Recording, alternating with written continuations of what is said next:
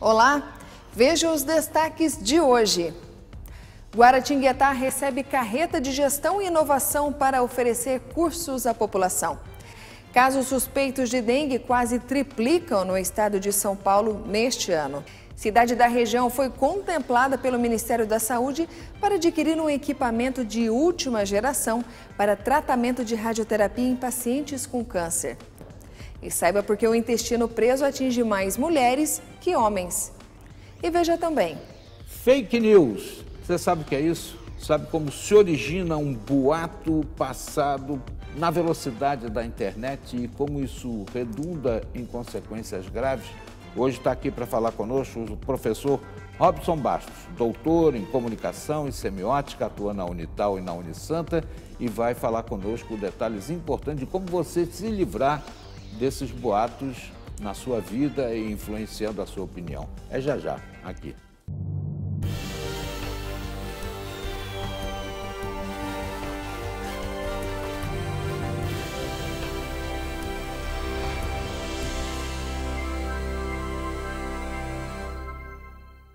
Seja muito bem-vindo no seu Repórter Setorial, o jornal que está na TV e também na internet.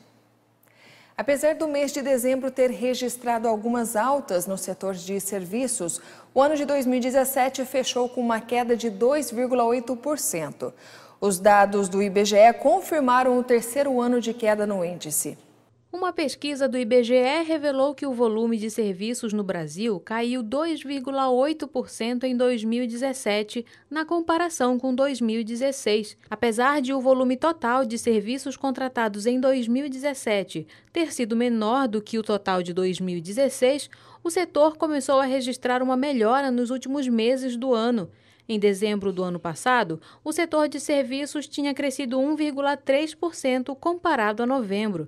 Já em relação ao ano anterior, o crescimento foi de 0,5%, o que já foi considerado um grande avanço, interrompendo uma sequência de 32 quedas consecutivas. Entre as principais baixas se destacam os serviços prestados às famílias, os serviços de informação e comunicação e os serviços profissionais e administrativos. Por outro lado, em 2017, os serviços auxiliares dos transportes e correios cresceram. Ainda que o governo venha comemorando a melhora de alguns índices econômicos, os serviços são a atividade da economia que está mais atrasada nesse processo de saída da recessão. Enquanto a produção da indústria cresceu 2,5% e o comércio subiu 2%, os serviços tiveram essa queda de 2,8%. O quadro acaba explicando o porquê de a inflação e os juros tão baixos não motivarem o consumo.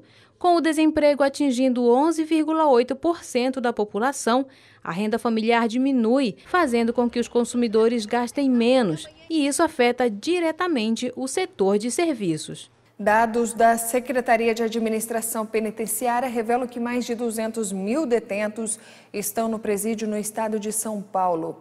E ao sair do presídio, essa população encontra um grande desafio: a reintegração social.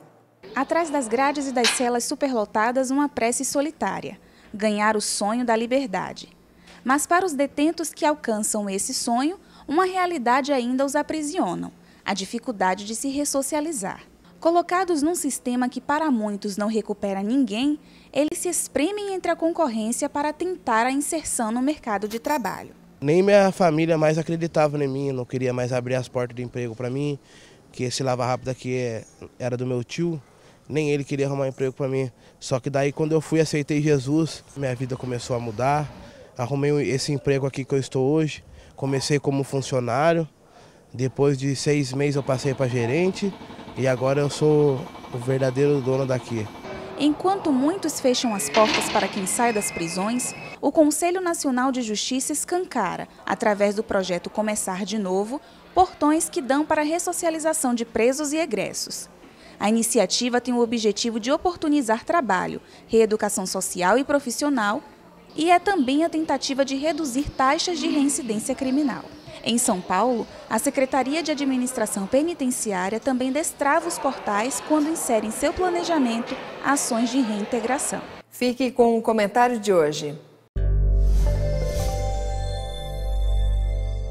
Amigos, o Supremo Tribunal Federal completa 127 anos nesta segunda-feira e já foi motivo maior de orgulho de todos nós.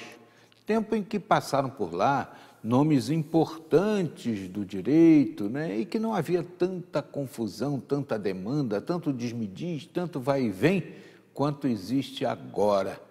O fato é que nossa legislação também favorece a isso por existirem duas cortes de cassação, o Supremo e o STJ.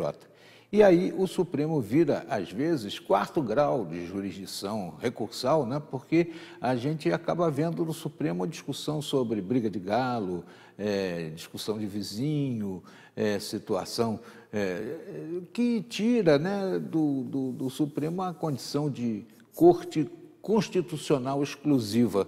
Aí o que acontece? Julgando essas demandas menores que deviam terminar no Superior Tribunal de Justiça, acaba não havendo tempo suficiente para julgar coisas da constitucionalidade e assuntos de maior interesse, como, por exemplo, a situação de políticos, né, que têm foro privilegiado, como a situação do auxílio moradia. Os julgamentos são protelados, há casos aí que dizem que o juiz senta em cima do processo, aí prescreve a ação contra um parlamentar importante. Tudo isso está sendo colocado como matéria de destituição da imagem que deveria ter a Suprema Corte, a ponto de alguns juízes, diferentemente dos fundadores do Supremo, como o Barão de Lucena, o Barão Pereira Souza e uma série de outras pessoas bem vistas na sociedade, serem substituídos por nomes menores que levam ovada, tomatada na rua. Está muito complicado. Ou o Supremo se dá o respeito, ou a gente não vai ter muita coisa a festejar quando chegar mais um aniversário ano que vem.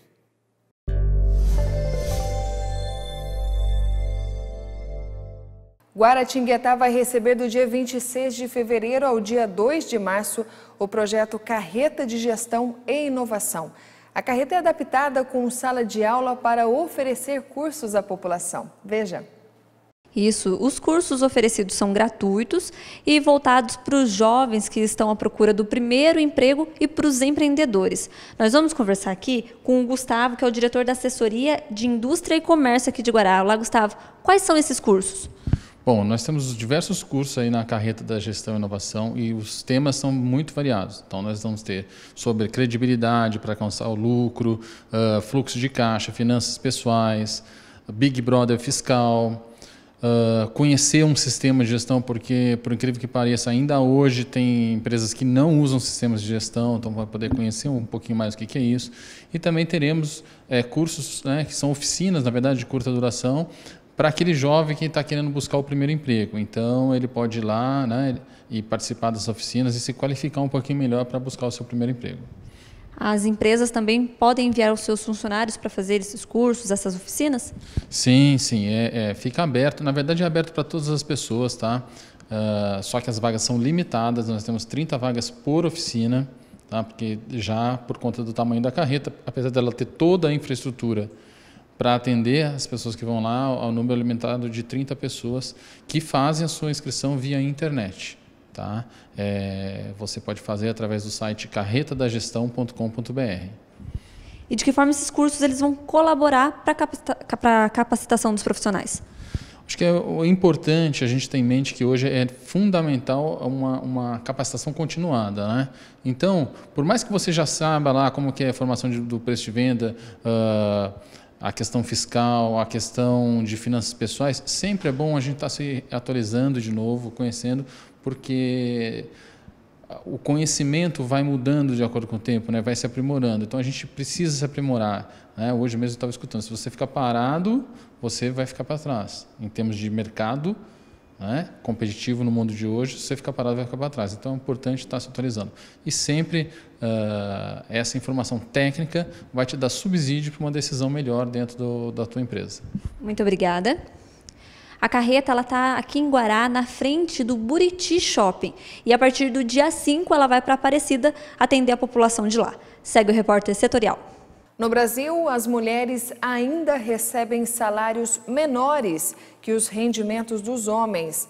Dados do Ministério do Trabalho mostram que, apesar de ter diminuído entre 2007 e 2016, a diferença média ainda é de 15%. Em alguns grupos, essa diferença chega a 36%. Um levantamento do Ministério do Trabalho revelou que as mulheres brasileiras ainda recebem menos que os homens. Utilizando os dados da Relação Anual de Informações Sociais de 2016, esse levantamento avaliou a distribuição de mais de 46 milhões de empregos formais registrados em todo o país. Em 2007, o rendimento dos homens era de, em média, R$ 1.454, já o das mulheres era de R$ 1.207. A diferença salarial era de 17%. De lá para cá, ocorreram mudanças. Em 2016, o salário dos homens era, em média, R$ 3.063, enquanto que o das mulheres era de R$ 2.585. A diferença era de 15%. Nesse mesmo período, a participação das mulheres no mercado de trabalho aumentou de 40% para 44%. O levantamento aponta ainda que, entre os trabalhadores com ensino superior completo, as mulheres são maioria, 59% dos 9,8 milhões de trabalhadores com esse nível de escolaridade. Apesar disso, os homens com ensino superior completo recebem bem mais. São R$ 7.537 dos homens contra R$ 4.803 das mulheres, uma diferença de 36%. Em 2007, essa disparidade era ainda maior, de 43%. Os estados com menor desigualdade são Alagoas e Pará. No Alagoas, as mulheres recebem o equivalente a 96,7% do salário dos homens. No Pará, 96,2%. São Paulo está na outra ponta da tabela. Nesse estado, as mulheres recebem apenas 80,2% da remuneração masculina. Apenas no Distrito Federal, o rendimento das mulheres é maior que o dos homens. Casos suspeitos de dengue quase triplicam no estado de São Paulo neste ano. E algumas medidas criativas são necessárias.